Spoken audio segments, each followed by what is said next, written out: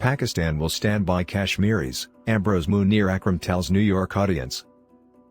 United Nations, on Wednesday, Pakistan's Consulate in New York organized a special event to observe Kashmir Black Day, with Ambassador Munir Akram urging a youthful audience to get involved in building public opinion and support Kashmiri people's struggle for their right to self-determination.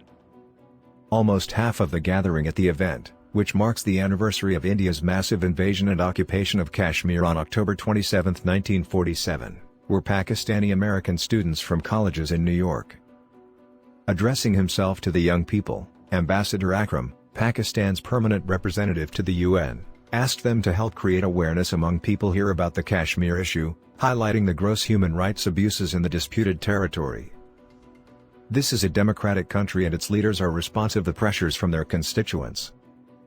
On the diplomatic front, he said, Pakistan was doing all it can to enable Kashmiri people to exercise their right of self-determination through a UN-supervised plebiscite in accordance with the UN Security Council resolutions. At the UN, he said, as a result of Pakistan's efforts, the Security Council has met thrice on Kashmir since 2019 when India's annexed occupied Kashmir. The UN Secretary-General, Antonio Guterres, made a strong statement upholding UN Security Council resolutions to resolve the dispute over Kashmir, and the UN High Commissioner for Human Rights issued 2 reports denouncing rights abuses in Kashmir and calling for investigation. Pakistan will continue to press ahead to build up international pressure on India to resolve the decades-old dispute, he said, adding that Islamabad will always stand by the people of Kashmir. Earlier, Consul General Aisha Ali welcomed the participants who attended the event in large numbers on a working day.